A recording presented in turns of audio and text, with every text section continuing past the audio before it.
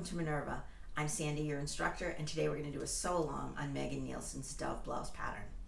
Now this cute woven blouse comes in 3 different sleeve styles. It has a longish short sleeve, it has a small bell sleeve, and then it has an enormous bell sleeve. And today we're going to make the version with a great big bell sleeve. One of the wonderful things about this pattern, beside the fact that it's terrifically drafted, is that it has some really good techniques, especially if you're an advanced beginner. It has a set-in sleeve, which you need to do for most woven garments that have a sleeve, and it's drafted really well, so the sleeve fits in perfectly. So we're going to show you how to do that. It also has a V-neck. It has a really nice V-neck in the front, and in order to get a good crisp V-neck, you need to seam up the front and facing, and it has both of those details, so we're going to work on those today also. The other thing that it has, the other thing that this pattern offers, is a banded hem. As opposed to turning a hem, you apply a band to the bottom of the blouse. It gives you a beautiful finish, and all the pieces are here for you. We're going to cut them out. I'm going to show you how to do that, and you're going to absolutely love the way this blouse comes out.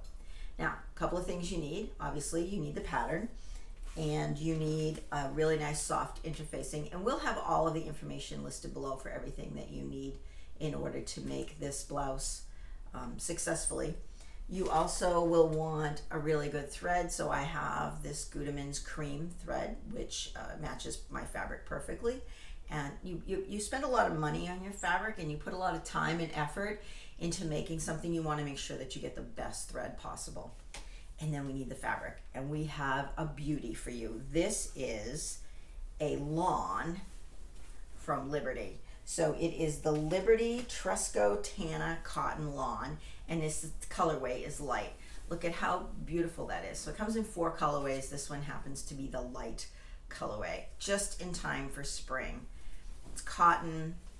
It's got a little bit of drape to it, so it's perfect for a blouse. It's a lawn, so it's super lightweight. It's going to be really comfortable for the summer when it gets a little steamy. Now, one of the things I want you to think about when you use this type of a fabric, it looks like a multi-layer design, but when you look at it really closely, you can see that it's a one-way pattern.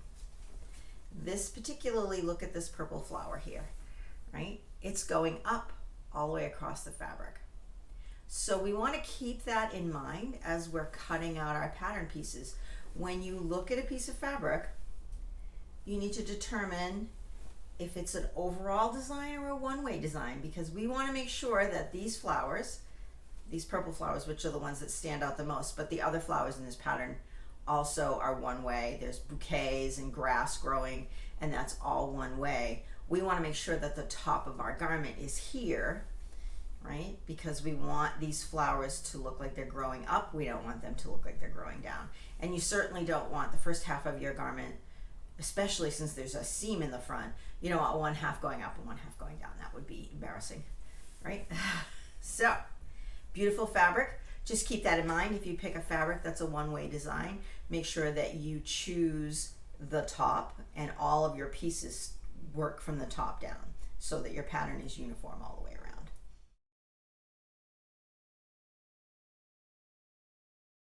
I want to talk briefly about measurements before you go ahead and cut out your Dove blouse. So on the back of this pattern, they do something fabulous, which you don't see in a lot of patterns. They give you the body measurements and the finished garment measurements, 2 totally different measurements, right? The finished garment measurement is the measurement that the actual garment should be if you use the correct seam allowances when you're finished sewing that particular size. Now with a woven, that's particularly important because you need ease in your garment. I mean, if your bust measures 36 inches and your garment measures 35 3/4 inches and there's no give in the fabric, then certainly the garment isn't going to fit. You're not going to be able to put it on. It's going to be too tight.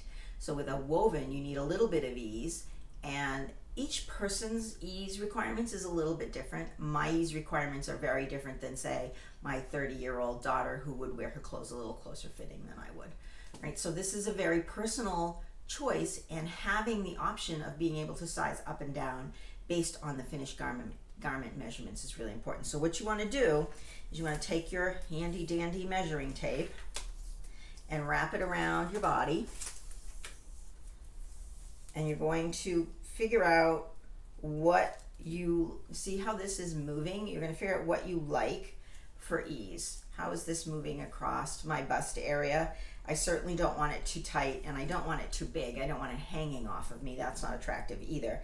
So I want to find a measurement that I like and correspond that measurement to the finished garment measurements, which are down here at the bottom of the measurement section. Then I'll know exactly what size I want to make to give my blouse some ease. You can do the same thing for the waist and the hip measurements. On this garment, it gives you the hip measurements and the bust measurements because the garment's straight. It has a dart in it, which is a really nice fitting detail, but the blouse itself is essentially straight on the sides. That it doesn't curve in. All right, so you could change that if you wanted something a little bit more curvy by adding some fisheye darts in the back, something to explore at a later date. But at this point, this is what we have. This is what we are going to make. We're going to make this beautiful bell version here with the great big bell sleeves. All right, so let's cut out our garment. All right, we've cut out our Megan Nielsen Dove Blouse. I've cut out this version with the great big bell sleeves on it. And before we get started sewing, I just want to talk about interfacing. A lot of sewists tend to skip this step, and that's a big mistake. And I want to show you the difference between a piece that's interfaced. So this is our Liberty fabric, and I have applied the interfacing to this piece. So you can see I took a big chunk of fabric and I applied the interfacing according to the manufacturer's instructions. And then this is a sister piece that does not have any interfacing. And I want you to see the difference in the fabric. So this one is floppy. And this one has just a little tiny bit of body. This is a very delicate interfacing. But what we're going to use it for is for the front and neck facing pieces. And it's going to give this section of the garment right here, this neck section, it's just going to give it a little tiny bit of structure, because this will be flopping around and your neck will be wobbly and you'll be very unhappy with it.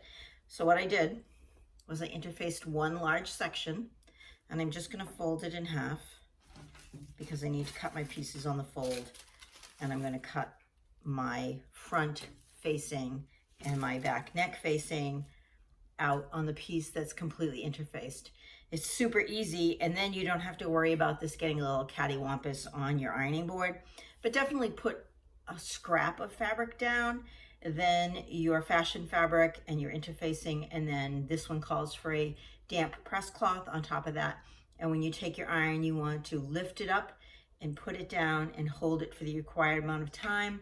You don't want to iron it back and forth, because that will make the interfacing shift and stretch, and we don't want any of that, because we want the interfacing to last as long as the rest of our garment is going to last. So after I cut those pieces out, we'll be ready to start sewing. A couple of things that you need to think about when you're making a garment. Certainly the first thing you want to check out on the instructions is what the seam allowance is. And on this pattern, the seam allowance is 5/8 of an inch. So we're going to keep that in mind as we're sewing our pieces together. One other thing I want to mention before we start stitching is that this pattern has what they call a French dart. And they're recommending that you cut this dart out before you start sewing. I would advise against it. I would mark this dart and then sew it, and then if you want to trim that seam away afterwards, that's fine, because it adds bulk and you certainly don't need it. But when you cut into the pattern, the fabric stretches and you can run into all kinds of other issues. So what I have done is I've marked my garment where this dart is going to be on the left and the right side, and I'm going to sew it together, and I'll show you that process. And then I will serge it. Serge the excess fabric away so there won't be a lot of fabric there. You certainly can leave it. I think it depends on the fabric that you have and the process that you're working with. The other thing that they want you to do right at the beginning is to stay stitch these neck edges. So this long neck edge, you can see, is cut on the bias, right? If this is the straight of the grain of our fabric, then this neck edge is cut on the bias. So it's going to stretch. And in order to keep our neck edge nice and flat and smooth, in addition to applying the interfacing, if we stay stitch this, which is really just doing a single row of stitches within the 5/8 inch seam allowance. So somewhere around 3/8 is fine because it's not going to show. It's going to end up being in the seam allowance. And you do it on each separate piece. So I just take one side of the neck, the front, and stitch the neck, and then I take the other side, and then I'm going to do the same thing around the curve of the back of the neck on the back piece. And that will stabilize the fabric so it doesn't stretch out of shape before you get the facing on. Once the facing's on, then you're fine. So 3/8 of an inch stay stitching, and we're going to sew the darts. Here's my really pretty top, and what I have done is folded this dart. So I folded the half and I stitched this dart. I just marked it with chalk. You could use pencil, whatever you have, as long as it's not going to affect your fabric. And remember that this line on the pattern that they want you to cut, which I didn't do, there's a 1/4 inch seam allowance. So that line that I drew from the pattern, I stitched a 1/4 of an inch from that and then pressed the dart down. Pressed it on this one. Press the dart down, and I think it looks great. There isn't a lot of fabric back there. Right, there's just a little tiny bit of fabric. If you would like to trim that off with a serger, certainly you can. I'm not going to see it through this fabric. If it was a lighter weight fabric that you had a little bit more transparency, I might consider it. But this fabric's pretty light, but I think that I'm going to leave it. That's an option for you. And you have to decide. Structurally, I hate cutting into fabric. So every time you cut something, especially a bias seam, it has an opportunity to stretch. So I'm going to leave that. I also stay stitched my neck edge right at 3/8 of an inch, just to keep it, to give it some stability so that that won't stretch. I mean, I'm pulling on it pretty hard and it's not moving. So those were the next 2 steps that we wanted to take care of. So now we're going to sew the front seam. That's this long seam where this funny little notch is. So we're going to put right sides together.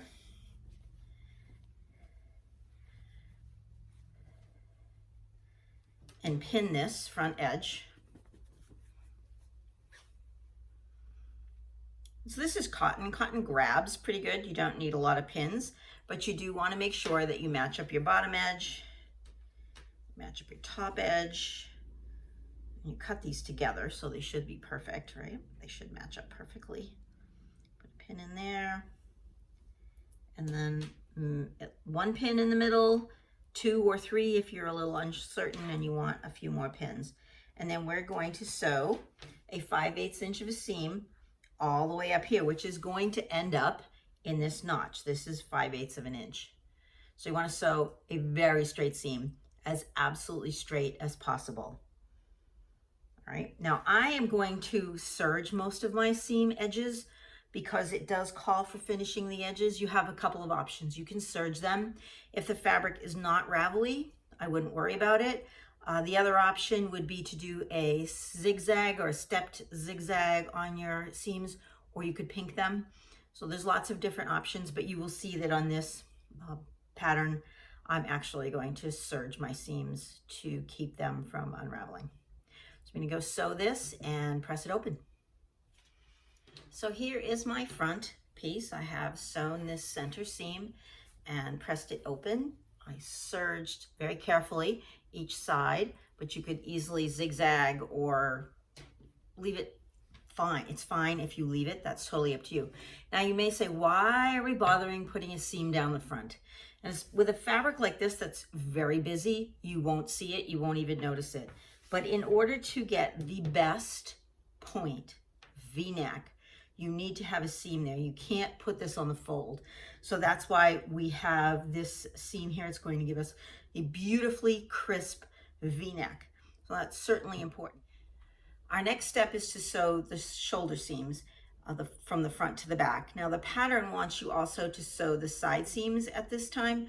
I'm going to advise you to skip over that because we're going to do the whole neck edge, and it's much easier to work with this neck piece if the side seams aren't sewn and the piece is flat. Certainly you could do that, but now you're working with a 3-dimensional piece. If you just sew the shoulder seams and then move to the neck edge, you're going to have a very nice flat 2-dimensional surface. If you sew this, and then you can go back and sew the side seams afterwards, which is just a simple seam. That would be my recommendation. Certainly you can follow the pattern, but that's what we're going to do today. We're going to go sew the shoulder seams front to back, and then I am going to show you how to do the neck edge. We are moving right along. So I have stitched my shoulder seams, my front to the back at the shoulder seams. I serged them together and I pressed them towards the back.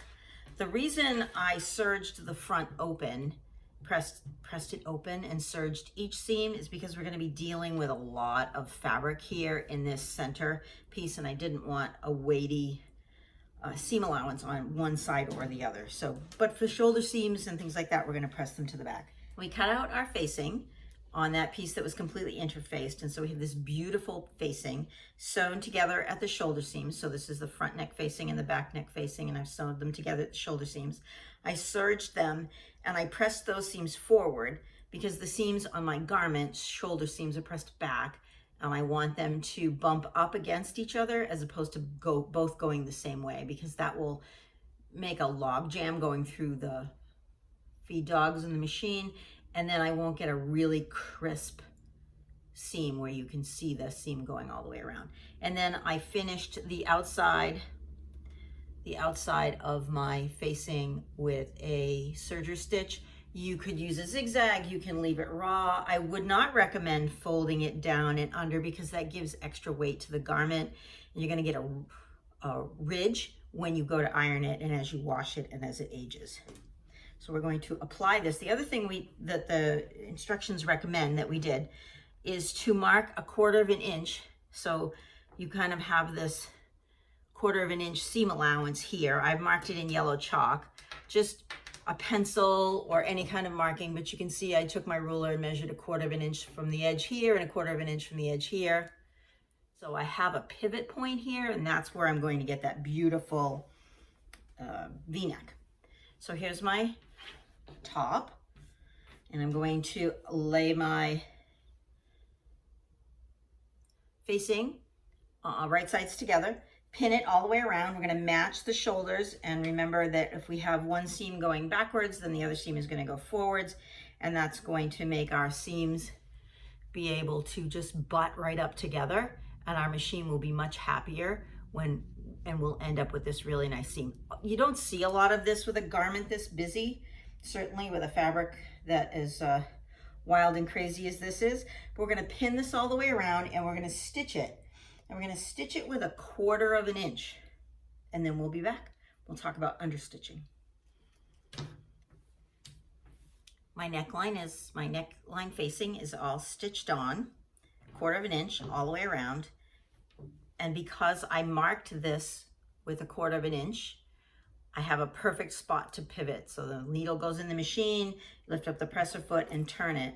The next thing we're going to do is cut this right to the V, to but not through. And that will give us the ability to turn this over.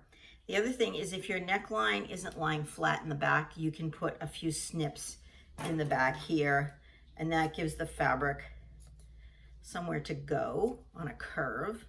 It just makes it lie a little bit flatter. And our next step is to press, and I can't stress to you how important it is to press as you go. A good press is going to make your garment so much more high-end and retail and less homespun. So pressing is key. One of the things we're going to do is we're going to press this flat. We press our seams flat before we do anything. Then we're going to press the facing towards the seam allowance, understitch. And what the understitching does is it holds the facing to the seam allowance. So we're going to stitch right along our seam here. And if you look at the other side, the reverse side, what we're stitching is this seam allowance right along where my finger is. So this is our seam to the facing. So we're stitching the seam allowance to the facing. Very close to the stitching line, maybe 1/8 of an inch. You could get away with a little bit more than that if you're a little uncomfortable getting that close. But what that's going to do is it's going to anchor the facing and the seam allowance together. So when you go to turn it, you get this beautiful crisp edge, which is really the goal. That's what we're looking for. So I'm going to go press and stay stitched, and then press and turn around. And we'll be back to look at our beautiful neck edge and consider doing our side seams. Look at that neck edge, beautifully pressed and ready to go. That is an absolutely gorgeous V-neck. And we accomplished that because we have a seam down the front. We've interfaced our facing so you can see that it's got some body and some heft to it. I did notice as I was pressing this that some of my stay stitching is showing, so I'm just going to go back and unpick that. Certainly that's an easy fix. One of the suggestions that they make for finishing this is to tack down the facing at the shoulder seams and then tack down here at this front seam, which is what I am going to do.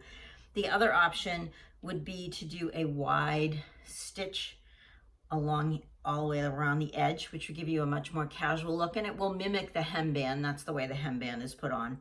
I think that that's not necessary. This cotton is really beautiful and holding up really well. If you had a more flimsy fabric, that would be a good option. If you were doing a sheer or something along those lines, you probably will want to add some more structure in there. But for this garment, this is fine. So now we're going to sew up our side seams. We're going to just flip this right sides together. And we're going to match up our underarm.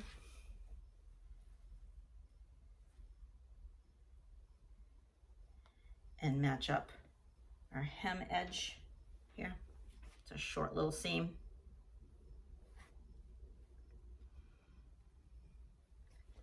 And pin that. Make sure that when you stitch it, your dart is pointing towards the hem. We're going to sew both of those really quickly and move on to the next step. Hey, our blouse is starting to take shape.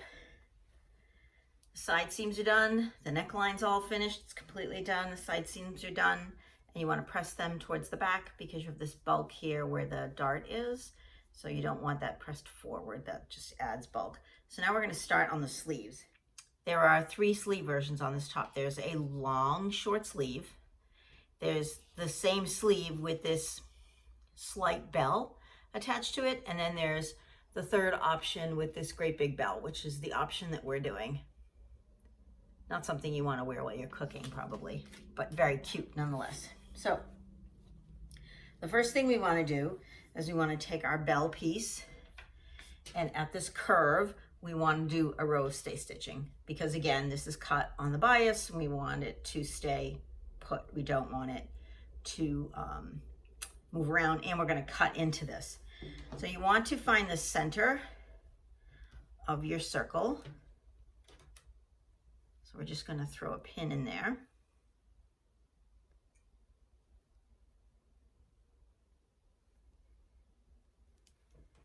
And then we are going to clip every 1.5 inches or so to this stay stitching, but not through it.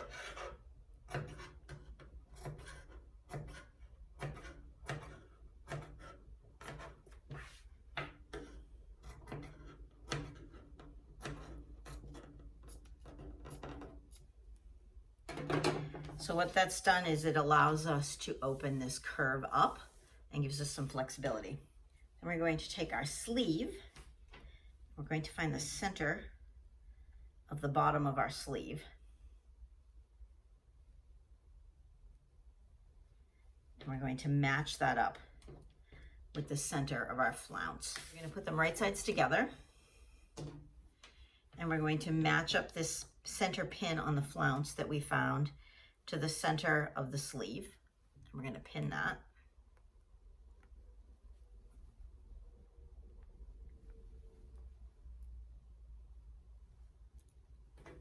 And we're going to pin one edge.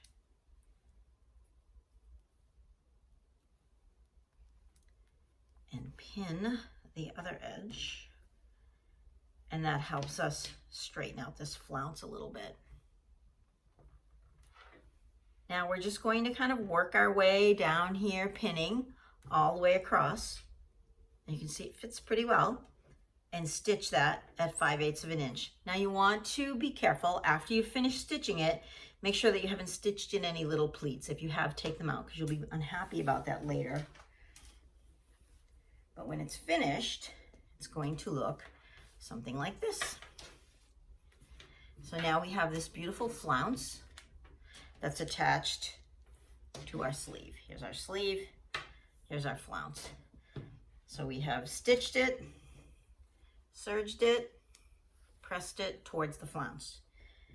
The next step for the sleeve, because this is going to be a set-in sleeve, we need a little tiny bit of easing.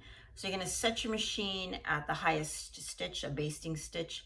My machine goes up to 5, some machines go up to 6, and you're going to start at this notch, and you're going to stitch all the way around the crown to the other notch with the basting stitch, and leave yourself some tails so you can kind of make that larger or smaller to fit into your armhole. That's where we're going to get the ease, and that will give us just a little bit of a cap that we want on this sleeve. But before we sew that in, we're going to sew this together. So I'm going to pin it at the underarm.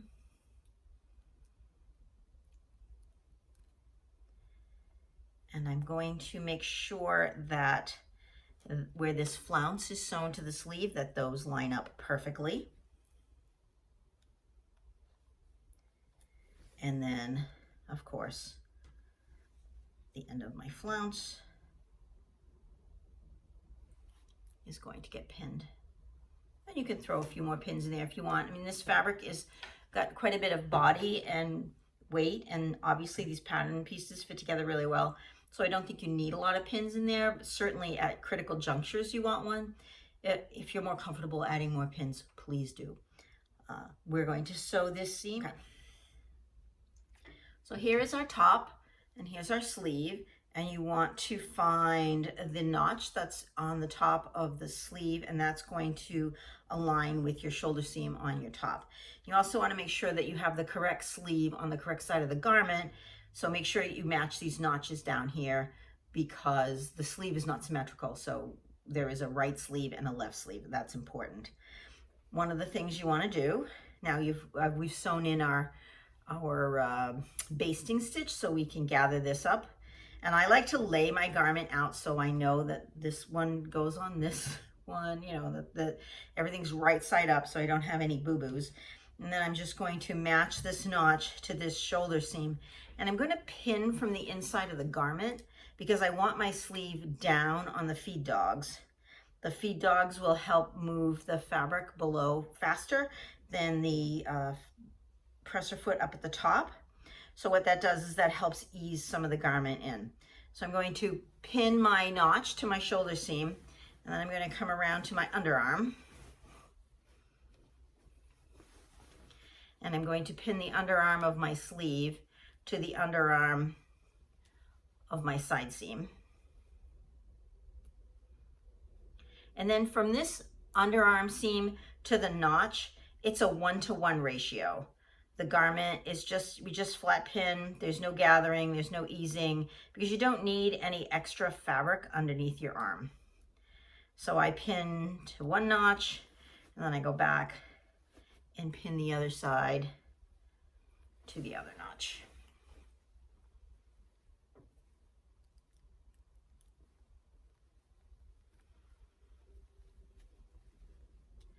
Now what we're left with is this section of sleeve that needs to be fitted. We have a concave and a convex seam here that we need to fit together. So you'll probably need to pull this thread from the basting just a smidge. You don't need to pull it very much. We just need a little tiny bit of basting. And again, we're going to pin it from the top, from the shirt side. And I would put quite a few pins in here because you want to make sure that it fits well and that you're matching your edges. And you can use your fingers to kind of get it to just fit in. Well, now look, that was 3 pins and that's pretty well done. I'm right back to where I was with the notching. So after you've pinned it all the way around, you're going to stitch it. And before you do anything else to the sleeve, like trim the seams with your serger or press it, you want to go all the way around. This sleeve is sewn in. You want to go all the way around and make sure that you don't have any little dimples or puckers in your sleeve. It's a pretty sleeve. You can see that it's got a nice small little cap on it. So after you've checked it and you're happy with the way it looks, you're going to serge it or zigzag it and then press it towards the sleeve, and that will help lift up the sleeve cap. All right, and we are almost done. Now, as far as hemming the sleeves go, since they're cut on the bias, you want to let them hang for about 24 hours. So after you get the sleeves on, you just want to let the garment hang from a hanger, because sometimes bias cut fabric will grow a little bit. So once it's hung for 24 hours or so, you'll be able to tell if it's grown. If it has, then you can just trim it up and hem it. And at that point, I would try it on. These were a little long on me, and I'm probably gonna have to shorten them about 2 inches, but I am also very short. So you wanna check the length before you hem this, right? And you're just going to serge it or zigzag the edge and turn it under and top stitch it. That's a pretty simple hemming technique. So we're almost done. So for this blouse, we are going to put a hem band facing on the bottom. So you can see we have this really nice high-low hems. This is the front and this is the back. It's got a really cute curve. You can put the hem facing on, or you can do a really tight double rolled edge. If you're good with that, then you should give that a try. So I'm going to set this aside for a minute. We're going to take our 2 facing pieces and we're going to sew them together so they create a circle. So again, I like to lay them out. And these are 2 pieces cut on the fold. And we're going to sew them together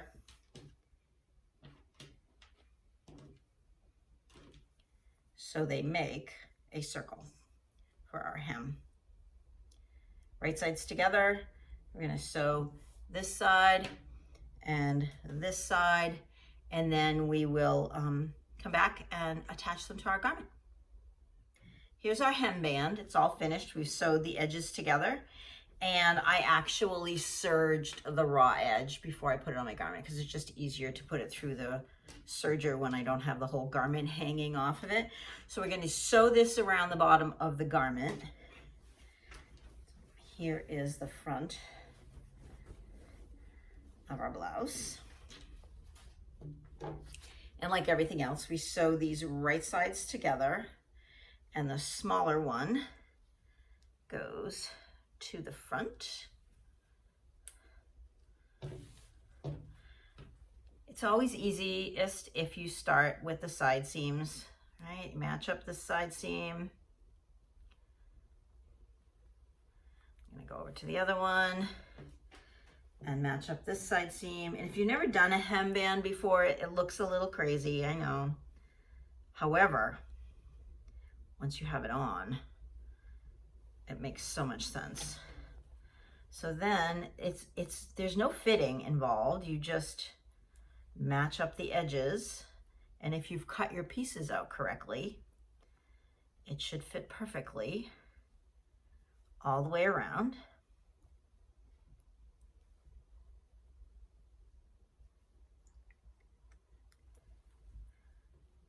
And look at that.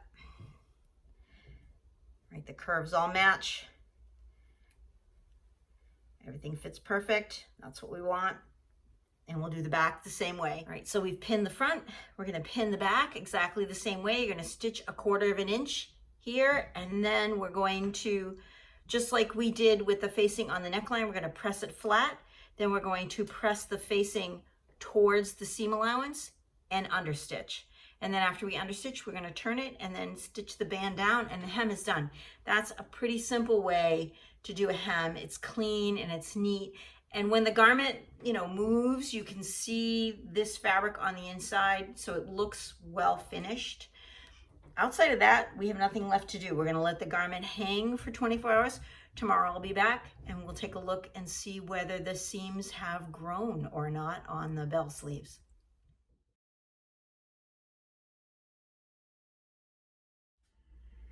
Here is my blouse. It's been hanging for 24 hours, and you can see the sleeves look pretty good. There isn't any stretching. It would be very obvious if there was a lot of stretching going on, so they look great. What I'm going to do is serge them and then do a double rolled hem on the edges, and they will be good to go. And then our blouse is all done. That's very exciting. All right, here we are. This is our beautiful Megan Nielsen Dove blouse with a super bell sleeves. It's sort of like being back in the 70s, which is all the rage right now. I kind of wish I had this shirt in the 70s. It would have been amazing. So I want to thank you for joining us on this fun journey with the Megan Nielsen Dove blouse. My name is Sandi, your instructor, and on behalf of the team at Minerva, I want to thank you again for being our guests for this sew-along. Be sure to upload all of your makes on our Minerva website and also tag us, hashtag Minerva Makers, hashtag Minerva Makes.